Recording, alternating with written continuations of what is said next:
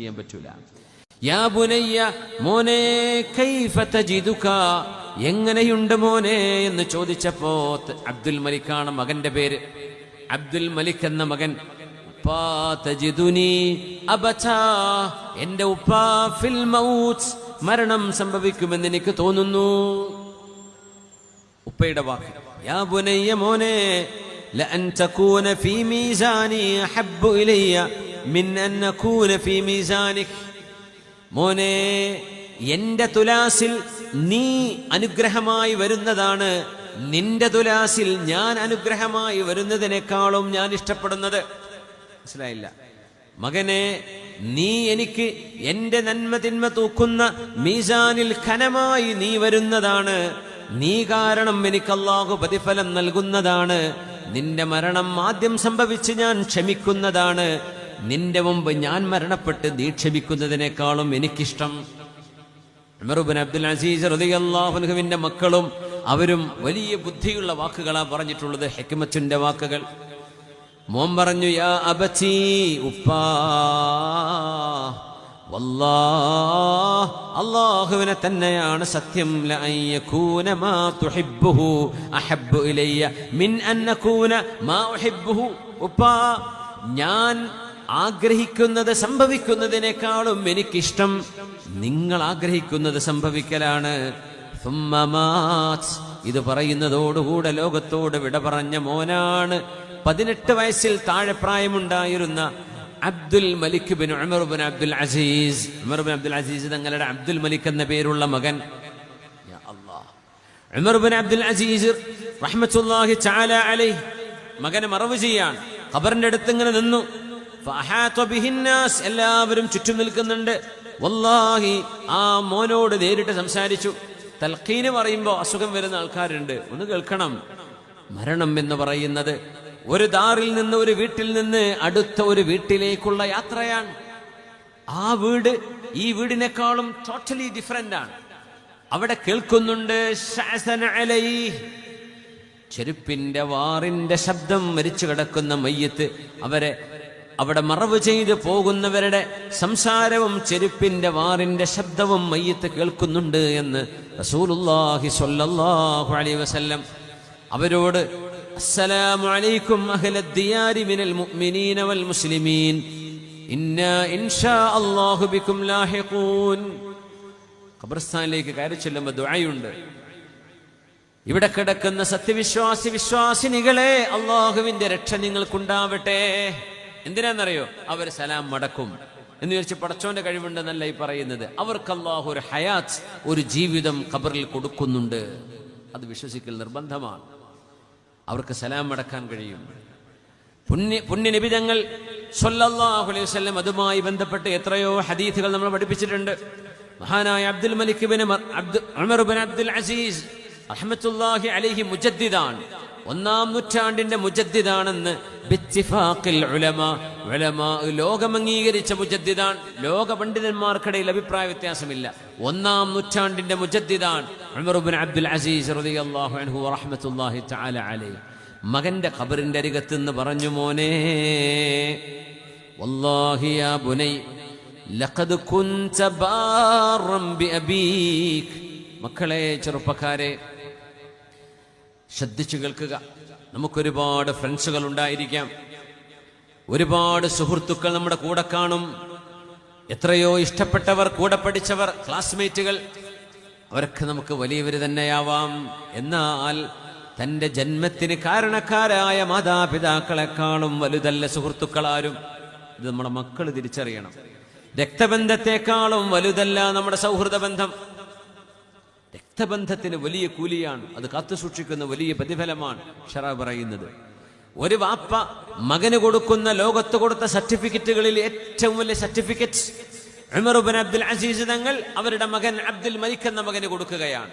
മോനെ എന്ന് വിളിക്കുകയാണ്. ആരെ വിളിക്കണമെന്നറിയോ? ഖബറിന്റെ ഉള്ളിൽ കിടക്കുന്ന മകനെ. ഇത് വെറും വർത്താനാണെങ്കിൽ മുജദ്ദിദായ മഹാൻ ഇത് ചെയ്യോ? ഉണ്ടാണ്ട് പോരൂല. എവിടെന്ന് മകനതറിയാം, മകനത് കേൾക്കുന്നുണ്ട് എന്നറിവോടുകൂടെ തന്നെയാണ് മഹാനി പറയുന്നത്. ജനങ്ങളൊക്കെ ഇമാം അഹ്മദ് ബിൻ ഹംബൽ എന്നവർ കിതാബ് സുഹുദിൽ ഈ സംഭവം ഉദ്ധരിച്ചിട്ടുണ്ട്. എല്ലാ ആളുകളും മഹാന്റെ ചുറ്റും ഇങ്ങനെ കൂടി നിൽക്കുകയാണ്. ആ മോനോടാണ് ഈ കമ്മ്യൂണിക്കേഷൻ നടക്കുന്നത്. മോനെ, ലഖദ് കുൻത ബാറൻ ബിഅബീക്, മോനെ നിന്റെ ഉപ്പയോട് നന്നായി പെരുമാറിയിരുന്ന, ഉപ്പയെ നല്ലോണം സ്നേഹിച്ചിരുന്ന മോനായിരുന്നു നീ എന്ന് എനിക്കറിയാം. ഒരു വാപ്പ മകനോട് ഇത് പറഞ്ഞാൽ മകന് കിട്ടുന്ന ലോകത്തെ ഏറ്റവും വലിയ സർട്ടിഫിക്കറ്റ്സ് അതാണ്. സ്പോർട്സിന് വേറെതെങ്കിലും കായികത്തിലെ ഏതെങ്കിലും മറ്റു പരീക്ഷകളിൽ കിട്ടുന്ന വിജയത്തിന് കിട്ടുന്ന സർട്ടിഫിക്കറ്റ് ഒന്നുമല്ല. ഇതാണ് വലുത്. മോനെ, വാപ്പയാ എന്നോട് ഏറ്റവും നന്നായി പെരുമാറിയ മോനാണ് നീ മോനെ. വല്ലാഹി മാ സിൽതു മസ്റൂറൻ ബിക് മുൻദു വഹബക അല്ലാഹു ലീ ഇലാ അൻ ഇസ്തൗദഅതുക അല്ലാഹ ഫിൽ മൻസിലിൽ ലദീ സയ്യറക അല്ലാഹു ഇലൈഹി. മോനെ, നീ ജനിച്ച നാളു മുതൽ എനിക്ക് നിന്നെ ഇഷ്ടമായിരുന്നു. അല്ലാഹു നിന്നെ കൊണ്ടുപോവുകയും റബ്ബിന്റെ കരങ്ങളിൽ നിന്നെ ഞാൻ ഏൽപ്പിക്കുകയും ചെയ്യുന്ന ഈ നിമിഷം വരെ ഇവിടെ അങ്ങോട്ടും എനിക്ക് നിന്നെ ഇഷ്ടമാണ്. എന്താ വേണ്ടത്? ഈ പൊരുത്തം കിട്ടിയാൽ മാഷാ അല്ലാഹ്, മാഷാ അല്ലാഹ്. മാതാപിതാക്കളുടെ പൊരുത്തം. മക്കളെ, നിങ്ങൾക്ക് ആൺകുട്ടികളെ, നിങ്ങൾക്ക് ഏറ്റവും നല്ല സുന്ദരിമാരായ പെൺകുട്ടികളെ കല്യാണം കഴിക്കാൻ പറ്റിയെന്ന് വന്നേക്കാം ജീവിതത്തിൽ. പക്ഷേ നിങ്ങളുടെ ഉമ്മ സ്നേഹിച്ച പോലെ സ്നേഹിക്കാൻ അവരെ കൊണ്ട് കഴിയില്ല. നിങ്ങളുടെ വാപ്പ സ്നേഹിച്ച പോലെ സ്നേഹിക്കാൻ അവരെ കൊണ്ട് കഴിയില്ല. പെൺകുട്ടികളെ, you may marry someone most handsome, വളരെ ഭംഗിയുള്ള സുമുഖന്മാരായ പുരുഷന്മാരെ നിങ്ങൾക്ക് വിവാഹ ജീവിതത്തിലേക്ക് കിട്ടിയെന്ന് വന്നേക്കാം. പക്ഷേ they won't love you the way your mom and dad did. നമ്മൾ തിരിച്ചറിയണം, നിങ്ങളുടെ ഉമ്മയും ഉപ്പയും സ്നേഹിച്ച പോലെ സ്നേഹിക്കാൻ നിങ്ങളുടെ ഭർത്താവിനോ കാമുകനോ ഒന്നും കഴിയില്ല. Boys, you may marry the most beautiful, prettiest women on earth. They won't love you the way your mom and dad loved. തിരിച്ചറിയണം നമ്മൾ. നമ്മുടെ ഉമ്മയും വാപ്പയും സ്നേഹിക്കുന്ന പോലെ സ്നേഹിക്കാൻ അവരെ കൊണ്ടൊന്നും കഴിയില്ല. ഇംപോസിബിൾ. ഇത് അല്ലാഹു നിശ്ചയിച്ചൊരു സ്നേഹമാണ്. അതുകൊണ്ട് ഖുർആൻ എടുത്തു നോക്കിയാൽ മക്കളോട് അല്ലാഹു പറയും, മക്കളെ, അനിഷ്കുർലി വലിവാലിദൈക്, നീ എനിക്ക് നന്ദി പറയണം, നിന്റെ മാതാപിതാക്കളോട് നന്ദി പറയണം. പിന്നെ പറയും, നിന്റെ മാതാപിതാക്കൾ ഇമ്മാ യബ്ലുഗന്ന ഇൻദകൽ കിബറ അഹദുഹുമാ ഔ കിലാഹുമാ ഫലാ തഖുൽ ലഹുമാ ഉഫ്ഫിൻ വലാ തൻഹർഹുമാ. നിന്റെ മാതാപിതാക്കൾക്ക് പ്രായമാകുമ്പോൾ അത്തും വിത്തും പറയാൻ തുടങ്ങും, അൾഷിമേഴ്സ് വരും, മെമ്മറി ലോസ് വരും, പറഞ്ഞത് ഓർമ്മയുണ്ടാകില്ല, ആളെ തിരിച്ചറിയാതെ വരും, പറഞ്ഞത് റിപ്പീറ്റ് ചെയ്യാൻ തുടങ്ങും. മക്കളെ, നിങ്ങളുടെ ഉമ്മയോട് ഉപ്പയോട് ആ വാർദ്ധക്യത്തിൽ ഛേ എന്നൊരു വാക്കുപോലും പറയല്ലേ. ഖുർആൻ പറയും. ഏതെങ്കിലും വാപ്പയോട് ഖുർആൻ പറഞ്ഞോ നിങ്ങളെ മക്കളെ സ്നേഹിക്കണമെന്ന്? പറഞ്ഞില്ല. എന്തുകൊണ്ട് പറഞ്ഞില്ല? മക്കളോടുള്ള മാതാപിതാക്കളുടെ സ്നേഹം it is already embedded in the human minds. അള്ളാഹു മനുഷ്യന്റെ മനസ്സിൽ വെച്ചുകൊടുത്തൊരു സ്നേഹമാണ്. സ്നേഹിക്കണ്ട എന്ന് പറഞ്ഞാൽ ഉമ്മയും വാപ്പയും സ്നേഹിക്കും മക്കളെ. പക്ഷെ മക്കൾ തിരിച്ചു കൊടുക്കുന്നത് ഇബാദത്താണ്. അത് മക്കൾ ഡെലിബറേറ്റ്ലി ചെയ്യുന്ന പണിയാണ്. ഉമ്മാക്കും വാപ്പാക്കും മക്കളെ സ്നേഹിക്കാൻ പണിയില്ല. എന്തേ? അവരെ സ്നേഹിച്ചിരിക്കും, അങ്ങനെയാണ്.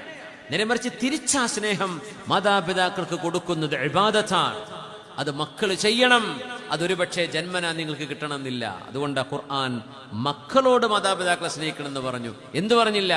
മാതാപിതാക്കളോട് പറഞ്ഞിട്ടില്ല മക്കളെ സ്നേഹിക്കാൻ. അത് പറഞ്ഞാലും ഇല്ലെങ്കിലും അവർ സ്നേഹിക്കുന്ന ഉറപ്പാണ്. സുബ്ഹാനല്ലാഹ്.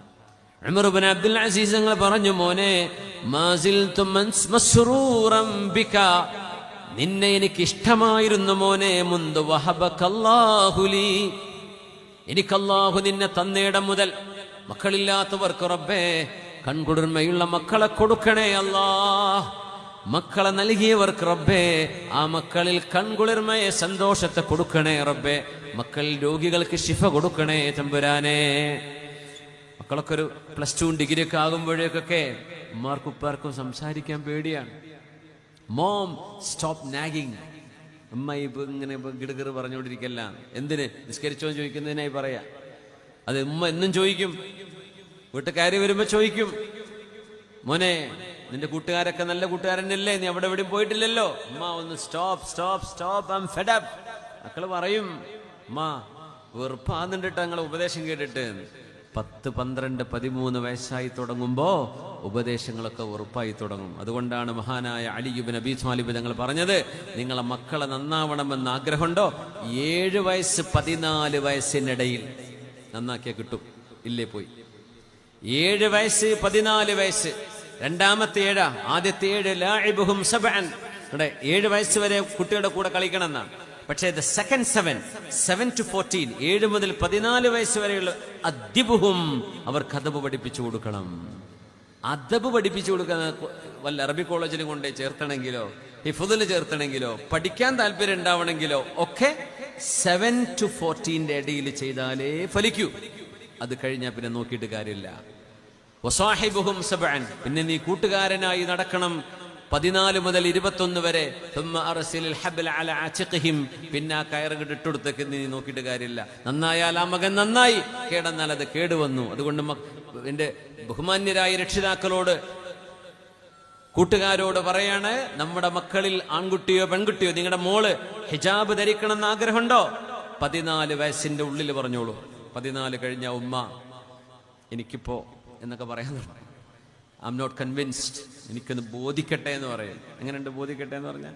അപ്പൊ ചില ഉമ്മാര് പറയും എനിക്ക് നിർബന്ധിക്കാൻ താല്പര്യമില്ല, ഓൾക്ക് അതൊക്കെ മനസ്സിലാവുമ്പം ചെയ്തോളൂന്ന്. ഞാൻ ചോദിക്കട്ടെ, ഈ റോഡ് ഇവിടെ മുറിച്ചു കിടക്കുമ്പോൾ ഇവിടെ വളണ്ടിയേഴ്സ് ഇങ്ങനെ ഗാർഡ് ചെയ്യുന്നത് കൊണ്ട് ഇവിടെ ആക്സിഡന്റ് ഇല്ലാതെ ഈ നൂറുകണക്കിന് ആൾക്കാർ ഇതിൽ നടന്നുകൊണ്ടിരിക്കുന്നത്.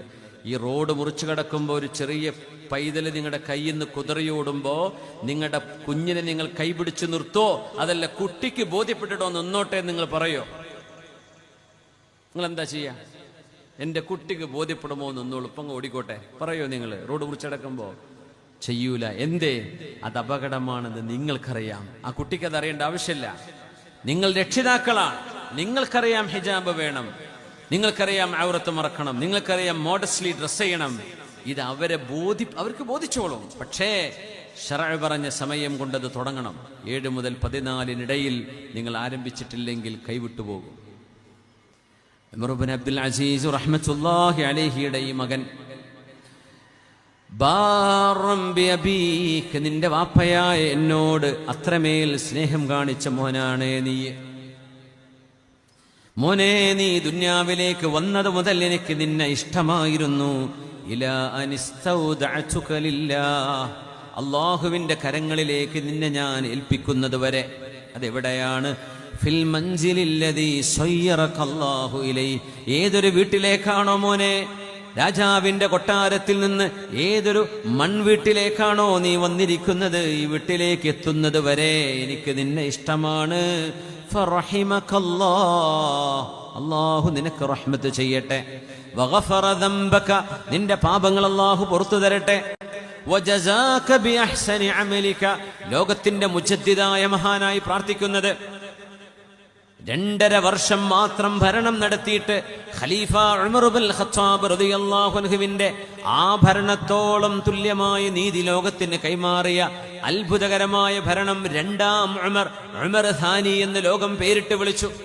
ആ മഹാൻ മോനെ, അല്ലാഹു നിന്റെ കർമ്മങ്ങൾക്ക് പ്രതിഫലം നൽകട്ടെ.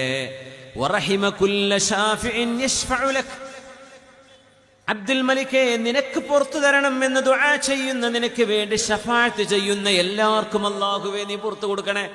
മകന് ദ്വാരുന്നത് മാത്രമല്ല, മകന് വേണ്ടി ദുആ ചെയ്യാൻ കൂടെയുള്ള ആളുകളോടൊക്കെ പറയുകയാണ്, എന്റെ ഈ മകന് വേണ്ടി ആരെല്ലാം അല്ലാഹുവിനോട് ശുപാർശ ചെയ്യുന്നുണ്ടോ, അല്ലാഹുവേ ഷാഹിദിൻ ഔ ഗായിബിൻ, ഇവിടെ ഇപ്പോൾ ഉള്ളവരും ഇനി വരാനിരിക്കുന്നവരുമായ, ഇവിടെ ഇല്ലാത്തവര്, അവർക്കൊക്കെ നീ റഹ്മത്ത് ചെയ്യണേ. അവിടെ നമ്മളൊന്ന് ദുആരക്കാണ്, അല്ലാഹുവേ നിന്റെ സ്വാലിഹായ അബ്ദ് ഉമർ ഇബ്നു അബ്ദുൽ അസീസ് നിങ്ങൾക്ക് റഹ്മത്ത് ചെയ്യണേ, അവരുടെ മകൻ അബ്ദുൽ മലിക്കിന് റഹ്മത്ത് ചെയ്യണമേ.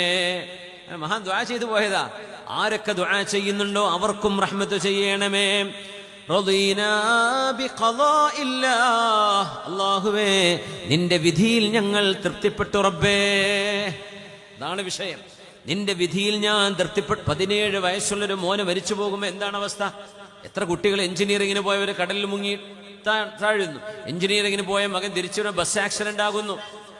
എഞ്ചിനീയറിംഗിന് പഠിക്കുന്ന, മെഡിസിന് പഠിക്കുന്ന മക്കളെ എന്തെല്ലാം അപകടങ്ങളിലും അല്ലാതെയും പെട്ടെന്ന് മരിച്ചു പോകുന്നുണ്ട്. എത്രയെത്ര അനുഭവങ്ങള്. ആ വേദനയുടെ ഭാരം എങ്ങനെയാണ് അവർക്ക് താങ്ങാൻ കഴിയുന്നത്? കഴിയുന്നതിന്റെ ഉത്തരം ഒന്നേ ഉള്ളൂ, റദീന ബിഖളാഇല്ലാ, അല്ലാഹുവേ നിന്റെ വിധിയിൽ ഞാൻ തൃപ്തിപ്പെട്ടു. ഈ തൃപ്തിപ്പെടൽ മുഅ്മിനാണെങ്കിലും അല്ലെങ്കിലും ഇന്നല്ലെങ്കിൽ നാളെ ക്ഷമിച്ചേ പറ്റൂ, അല്ലേ? ഇതിന് ക്ഷമയില്ലാതെ വല്ല പരിഹാരമുണ്ടോ? ക്ഷമിച്ചേ പറ്റൂ. മുഅ്മിനായ മനുഷ്യൻ ആദ്യം മുതൽ ക്ഷമിക്കും. ഈമാനില്ലാത്തവൻ കുറച്ചുനാൾ കഴിഞ്ഞാൽ ക്ഷമിക്കും. അതാ വ്യത്യാസം. ഈമാനുള്ളവൻ നേരത്തെ ക്ഷമിക്കും, ഈമാനില്ലാത്തവർ കാലം കുറെ കഴിഞ്ഞാൽ ക്ഷമിക്കും.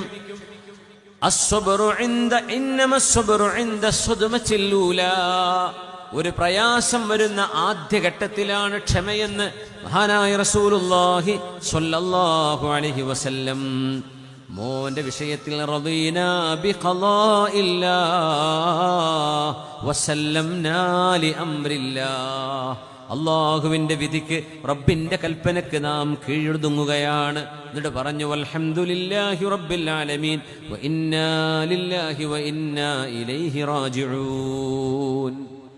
ഇതും പറഞ്ഞ് അബ്ദുൽ മലിക് എന്ന മകന്റെ ഖബറിന്റെ അരികത്ത് നടന്നു വന്നു ഉമർ ഇബ്നു അബ്ദുൽ അസീസ് റളിയല്ലാഹു അൻഹു. നോക്കണം, മഹാനവറുകളുടെ വളരെ പ്രിയപ്പെട്ട ഒരു സഹോദരനുണ്ട്, സഹ്ലു ഇബ്നു അബ്ദുൽ അസീസ്. സഹ്ലു ഇബ്നു അബ്ദുൽ അസീസ് ആ തൊട്ടടുത്ത ദിവസങ്ങളിലാണ് വഫാത്താകുന്നത്. മഹാന്റെ ഒരു പ്രൈവറ്റ് സെക്രട്ടറി ഉണ്ട്, മുസാഹിം റഹ്മത്തുള്ളാഹി അലൈഹി. വലിയ മഹാനായിരുന്നു. മുസാഹിം എന്നവരെ പ്രൈവറ്റ് സെക്രട്ടറി എടുക്കുന്നത് തന്നെ, മുസാഹിം എന്നവരൊരു യാത്രയിൽ ഒരു കുറ്റിക്കാടിന്റെ മറവിൽ ചെന്നിരുന്ന് സുന്നത്ത് നിസ്കരിക്കുന്നത് കണ്ടപ്പോഴാണ് അങ്ങനെ സെക്രട്ടറിയായിട്ട് പദവി കൊടുത്തത്. കുറ്റിക്കാടിന് മുമ്പിൽ കുപ്പിയേറ്റ് പോണതിന് ഒപ്പുണ്ട്, അതല്ല, കുറ്റിക്കാടിന്റെ മറവിൽ ചെന്ന് 2 റക്അത്ത് സുന്നത്ത് നിസ്കരിക്കുന്നത് കണ്ടു ഉമർ ഇബ്നു അബ്ദുൽ അസീസ് എന്നവർ. അവിടം പറഞ്ഞു, ഇയാളെനിക്ക് വേണം. അങ്ങനെ മഹാനായ മുസാഹിം തങ്ങളെ മഹാനവറുകൾ സെക്രട്ടറിയാക്കി എടുത്തു. മഹാനായ മുസാഹിം എന്നവര് വളരെ അടുത്ത സ്നേഹിതനാണ്, വളരെ അടുത്ത കൂടെയുള്ള ആളാണ്. മഹാനായ റബീഉ ഇബ്നു സബ്റ റളിയല്ലാഹു അൻഹു അരികത്തേക്ക് വന്നിട്ട് ഉമർ തങ്ങളോട് പറഞ്ഞു, അല്ലമല്ലാഹു അജ്റക യാ അമീറൽ മുഅ്മിനീൻ. ഒരു മരണപ്പെട്ട വീട്ടിലേക്ക് ചെല്ലുമ്പോൾ നമ്മൾ പറയേണ്ട വാക്കതാണ്, അല്ലമല്ലാഹു അജ്റക വഗഫറല്ലാഹു ലിമയ്യിതിക്. നിങ്ങളുടെ മരണപ്പെട്ടവർക്ക് അല്ലാഹു പുറത്തു കൊടുക്കട്ടെ. അല്ലമല്ലാഹു അജ്റക, ആ ക്ഷമ കാരണം അല്ലാഹു നിങ്ങൾക്ക് നൽകുന്ന പ്രതിഫലം വലിയ പ്രതിഫലമാക്കി അല്ലാഹു തരട്ടെ. മിനിമം അത്രയെങ്കിലും പഠിച്ചു വെക്കുക. അല്ലമല്ലാഹു അജ്റക വഗഫറല്ലാഹു ലിമയ്യിതിക്. വേറെ ഒരുപാടുണ്ട്, പക്ഷെ അത്ര അങ്ങ് പഠിച്ചു വെക്കുക. അല്ലമല്ലാഹു അജ്റക, നിങ്ങളുടെ കൂലി അല്ലാഹു വണ്ണമാക്കി തരട്ടെ എന്നാ പറഞ്ഞ അവസ്ഥ. അല്ലാഹു വലിയ പ്രതിഫലം തരട്ടെ. വഗഫറല്ലാഹു ലിമയ്യിതിക്, നിങ്ങളുടെ മയ്യിത്തിന് അല്ലാഹു പുറത്തു കൊടുക്കട്ടെ. മഹാനായ റബീഉ ഇബ്നു സബ്റ റളിയല്ലാഹു അൻഹു ഉമർ ഇബ്നു അബ്ദുൽ അസീസ് എന്നവരെ ആശ്വസിപ്പിക്കാൻ വേണ്ടി വന്നിട്ട് പറഞ്ഞു, അല്ലമല്ലാഹു അജ്റക യാ അമീറൽ മുഅ്മിനീൻ, മാ റഅയ്തു അഹദൻ ഉസീബ ബിഅളമ മിൻ മുസീബതിക്. നിങ്ങളെക്കാൾ ഒരു പ്രയാസം സംഭവിച്ച ഒരാൾ വേറെയുണ്ടോ എന്നെനിക്കറിയില്ല. നിങ്ങളെ മോനെ പോലോത്ത ഒരു മോനെ ഞാൻ കണ്ടിട്ടില്ല. മാ റഅയ്തു മിഥല ഇബ്നിക ഇബ്നാ, എത്ര നല്ല മോനായിരുന്നു അബ്ദുൽ മലിക് എന്ന മോൻ.